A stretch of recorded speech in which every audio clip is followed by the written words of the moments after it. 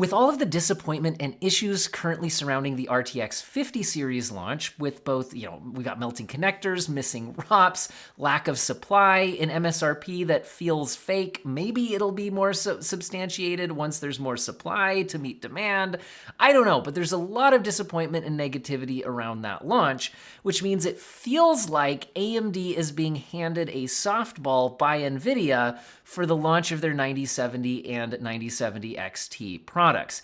If FSR 4 delivers on, at least closing the upscaler gap, even if it doesn't match DLSS, and AMD has claimed that this generation is focusing not just on rasterized performance improvement, but a significant ray tracing improvement as well, then it seems like AMD is targeting, getting more to a feature set at least closer to parity with NVIDIA. And again, with the negativity around the 50 series launch and pricing, at least in the real world market when compared to MSRP, again, you feel like it's like, wow, AMD has the potential to do something exciting here. But will they do it? What is left here? We don't know the price.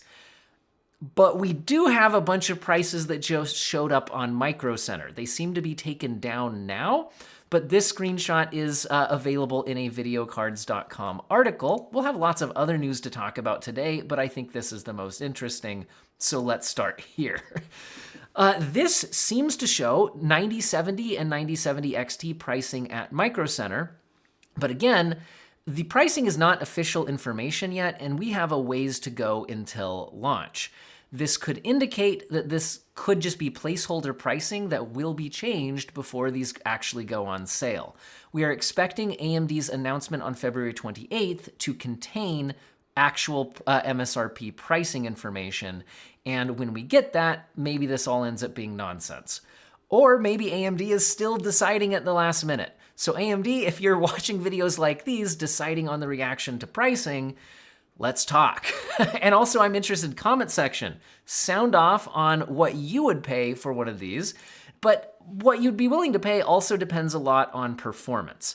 So let's establish what sort of pricing we're seeing here, as well as any other pricing information we have. Then let's look at some performance information we have so far, and then let's see, how do you feel about it? So the pricing we're seeing here at Micro Center is $650 for a 9070 non-XT. That doesn't mean that's the lowest priced model, it's just the lowest priced one that showed up in this early information that did pop up at Micro Center, which again could be placeholder pricing. The lowest 9070 XT we see is $700. 650 and 700, that feels too close to be the MSRPs for these products. It feels like there would be more than $50 of separation in pricing. Doesn't mean it's impossible. AMD has done weirdly close pricing that before, so maybe. But that doesn't feel like MSRP to me, to be clear. Anyway, just due to the pricing gap between the two. Now, maybe it's the MSRP on one of them, but not the other. Who knows? Now, I don't like how many of these are listed at over $1,000 though.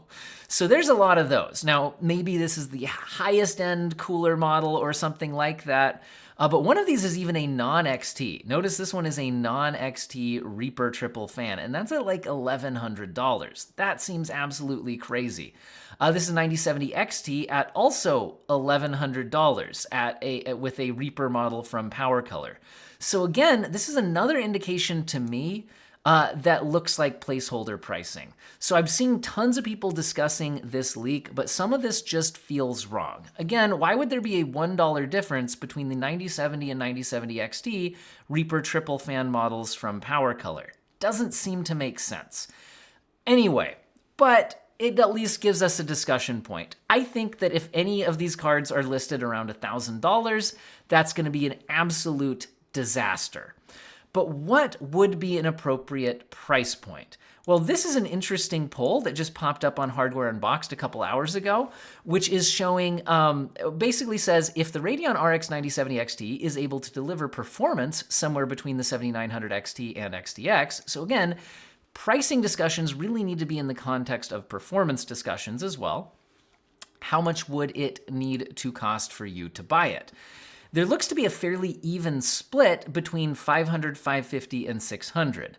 Notice that there are almost no responses at $650. And then if we look at the Micro Center post, the lowest price we see here is $650, and that's for a 9070 non-XT. But again, this could just be placeholder pricing. It's also interesting that Hardware Unboxed is talking about this performance range because we have had a lot of leaked performance data, and we'll talk about that more in a minute. But again, do we have any other indications on pricing? Well, videocards.com has posted this, saying AMD Radeon RX 9070 should cost less than $700, but is not giving a specific price. Now, they're saying this, they wouldn't call this a leak, but a teaser for RDNA 4 pricing. Now, where are they getting this information from? If you read this article, videocards.com is saying that this is related to the same presentation they've been giving a number of other leaks for, including a lot of detailed performance data, which they claim is a media brief that was AMD gave to media members, but under NDA, so they're not allowed to discuss it.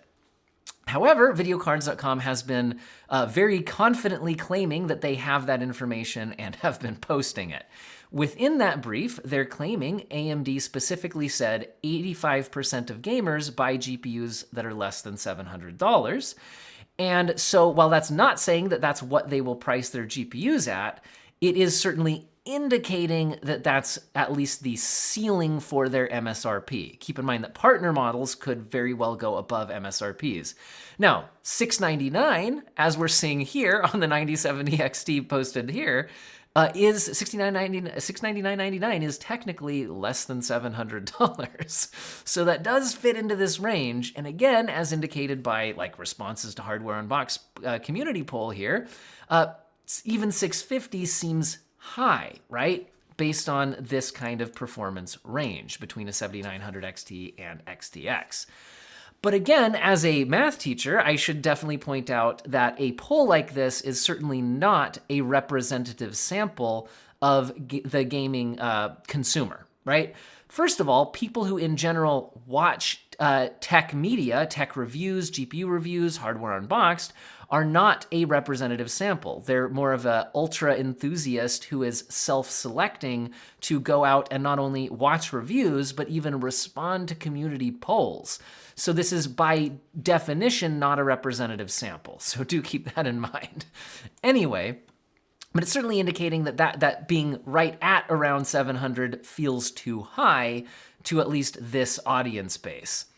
Anyway, so there's that. Now, is this performance range between 7900 XT and XTX likely to be correct? And if so, which side of that range is it going to be? Well, one indication that it could be in that range is the fact that Hardware Unboxed is even saying this, because they are likely very well aware of what the performance is at this point in time, but are unable to share that because of embargoes. So what publicly available information do we have? Well, today there has been some more leaks regarding performance. One is a Furmark score showing performance equivalent to an RTX 4080. Again, all my sources will be linked in the video description if you want to follow up on any of this in more detail on any of these sources or articles. Another interesting post I encountered today is actually on the Radeon subreddit, where a Professional Bison 964 is claiming to not be able to disclose sources, but just posting a whole bunch of benchmark data. This benchmark data is actually extremely interesting. Their summary for it is, overall, with final data, I gathered the 9070 XT is a replacement to the XTX in raster, much better in ray tracing, losing some VRAM, because keep in mind the 9070 XTX had 24 gigabytes and the 9070 and 9070 XT. Did I say 9070 XTX? The 7900 XTX, if I misspoke there, last generation flagship had 24 gigabytes, and the 9070 and XT are supposed to have 16 gigabytes of VRAM, according to all the information we have seen. But he's saying it, but it's saying that the lack of or loss of VRAM didn't end up impacting any of these benchmark results. Also saying that you get FSR 4 and RT is leagues ahead. It's a tier ahead of the XTX. Now, again, I can't say whether or not this source is just making stuff up, right? But if you do dig into any of these details, they are, again, providing some benchmark numbers. Their Cyberpunk benchmarks, though, do note that they say it's a custom scene, not the built-in benchmark. So you couldn't just run the Cyberpunk benchmark and compare your data to this. It's a custom scene. Saying that the 9070 XT averages 63 and the 9070 52, so a pretty large performance gap between the two, so a noticeable performance difference. Again, indicating that pricing being like $1 apart or so between the 9070 and XT models of the same cooler model doesn't seem to make sense. Anyway, back to this, saying that from the NVIDIA competition, the 5070 Ti scores 60 FPS, putting the 9070 XT ahead of the 5070 Ti, which itself is slightly behind in raster performance compared to cards like the 4080 Super and 7900 XTX. So this, again, kind of putting the 9070 XT in that, 7900 XTX type tier. And showing that the 5080 scores 69, so the 9070 XT is showing below 5080 performance. But again, 5080 performance is generally, on average, above cards like a 4080 and whatnot by, 12% or so, something like that. Anyway, they also have some Alan Wake 2 scores, again, showing the 9070 XT scoring above a 5070 Ti, but below a 5080. Interestingly, in ray tracing, they're saying Cyberpunk 2077 at RT Ultra. Keep in mind, RT Ultra is extremely demanding, and AMD GPUs in the past have fallen incredibly far behind their NVIDIA counterparts when enabling the higher ray tracing settings like RT Ultra. Although do keep in mind, that is not the path tracing mode RT Overdrive, which is also being leaked here. But RT Ultra, in the same custom scene, so again, we couldn't compare it with the built-in Cyberpunk benchmark. They're saying the 9070 XT is getting 28 FPS, although that's with zero upscaling. That's native 4K resolution. To put that in perspective, they're saying that the 5080 is only scoring 33 FPS at native resolution there, and the 5070 Ti is only scoring 29. That's showing that the 5070 Ti and 9070 XT the 5078 Ti is only taking a 1 FPS lead in Cyberpunk RT Ultra in 4K native resolution. That is a win for the 5070 Ti, but not by as much as you would expect if you were comparing it to something like a 7900 XTX. Now, in path tracing, the 5070 Ti drops to 12 FPS and the 9070 XT drops to 10 FPS. Now, that's a 2 FPS difference, but a 20% performance differential. And again, this is all native numbers, so realistically, you would actually be playing with upscaling enabled at those settings. But that does indeed indicate a significant jump in ray tracing performance in heavy ray tracing workloads, which is in line with what I've mentioned regarding RDNA 4 architectural changes, specifically benefiting ray tracing and specifically benefiting the more demanding ray tracing workloads proportionally more so than even the lighter ones. Now, to put that again into context with the video cards leak, which is claiming to have AMD's official performance numbers given to media under NDA, this actually, again, seems to fall into line with that. Their claim is that AMD compared it versus the 7900 GRE at 4K and said on average it's the 9070 XT is 42% faster, but that's including both some ray tracing results and non-ray tracing results. And they give a number of games, although not the full 30-game benchmark sample that AMD is claiming this is based off of. And in the ray tracing tests, notice that if we're looking at 9070 XT versus 7900 GRE at 1440p ultra settings, they're showing the ray tracing results going from 34% faster up to 68% faster. And notice that Cyberpunk with RT enabled, now this says Ultra, that could mean RT Ultra, it's not entirely clear what those exact graphic settings would be, are showing a 64% uplift versus the 7900 GRE. So keep in mind that if the average uplift of all these results is 38%, that's kind of an outlier, showing the harder RT workloads being significantly better. So that's interesting, and again, seems to corroborate this leak, Although maybe this leak is making stuff up based on the video cards leak. You can never rule that kind of thing out, right? Anyway, notice the non-RT performance gains seem to be ranging from 23 to 44 and would put the mean somewhere closer to 30%, a little bit more than 30% range. So again, if you slide on over to Tech Power, here we go, Tech PowerUp's relative performance chart, set the 7900 GRE as the baseline, and then look at what's a little more than 30% faster than a 7900 GRE. Hey, the 7900 XTX is 37% faster. If we were more like 35 or so percent faster, that would put it closer to 5070 Ti or so in rasterized performance. So again, that's kind of corroborating that when you're talking about rasterized performance. And interestingly, it would have a much larger jump compared to the 7900 GRE in ray tracing performance, with some jumps being pretty massive. And again, looking to be better competitives with their NVIDIA counterparts. So that's all very interesting. Now, additionally, we do have one more pricing leak, which is pre-built systems on Newegg featuring the 9070 XT. These pre-builts all seeming to be, the 9070 XT system at about $1,800 when paired with the 9700X.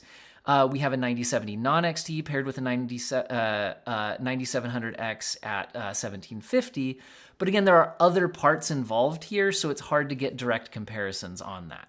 Anyway, so when we bring all of this back together, we look at these potentially leaked prices, which could just be placeholders. We look at the Hardware Unboxed community poll.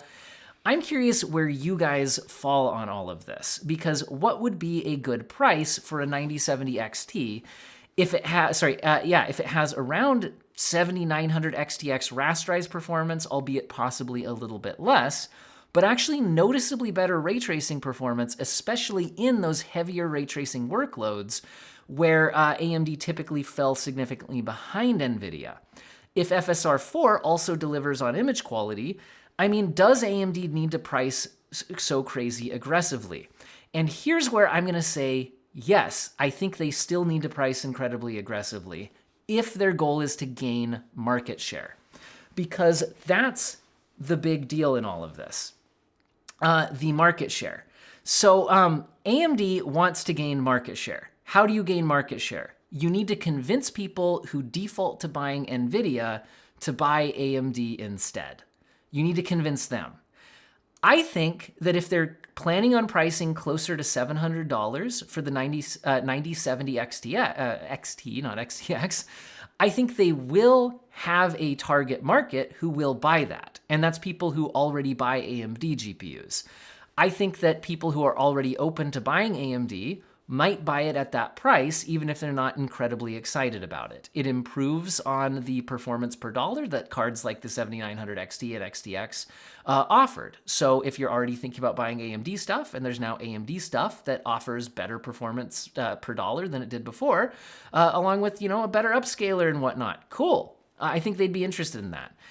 I think if you want to steal NVIDIA's market share, you need something that will turn heads, that will make NVIDIA's pricing look completely incompetent and ridiculous. You need to actually just make a massive splash. That's how you'll gain market share. Now, are you gonna, would a $700 price point do that? Well, here's the problem is, are we talking about NVIDIA's actual availability pricing versus their MSRP? Because a 5070 Ti, if I wanted to buy one now that's in stock this second, I'd be paying over $1,000. If I waited and was more patient for supply drops, I might be paying closer to $900.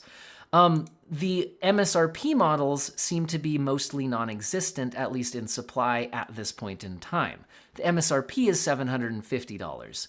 The problem is, again, when you want to grab market share, that MSRP price for the 5070 Ti at $750 is in people's brains. It's there. So it's going to it's something that you have to compete with when you're trying to get people to buy your product, even if it's hard to actually buy at that price point. And I think that's going to be a difficult thing for AMD to deal with, is that fact.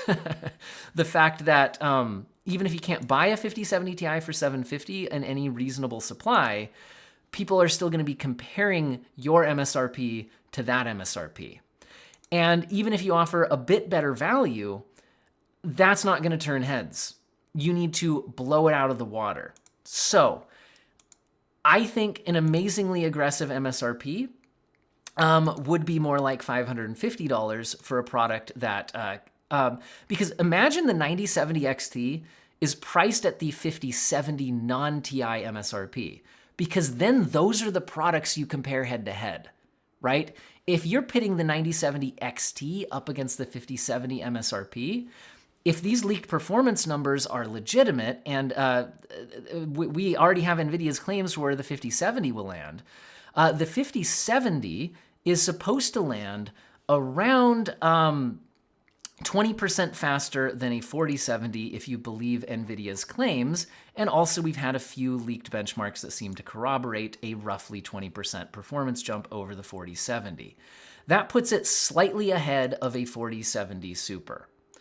So if the 5070 is actually basically a 4070 Super, you would want to be crushing it at that price point by a wide margin.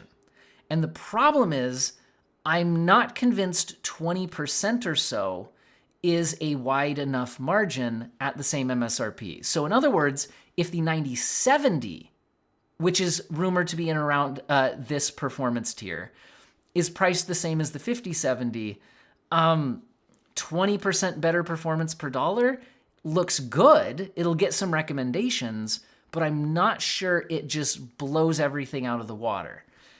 If you priced a card that was closer in performance to a 7900 XTX, maybe in this kind of ballpark range, I think once you get into 30 to 40% faster, let's call it 35% faster, at the same price with more VRAM, you're starting to get into it's going to take a really stubborn person not to admit that that's the better product at $550. And the thing is, a lot of people are going to be very stubborn. They're used to buying NVIDIA. How are you going to change their mind? Anyway, that's what I've got for you guys today on this pricing information. Hope you found it useful and or interesting, and feel free to sound off in the comments. Again, my thought is, it's not so much that a $650-ish price would be a disaster for people who are already willing to buy AMD GPUs. I just don't think it's going to grab market share the way a much more aggressive pricing would. Hope all of you have an excellent day.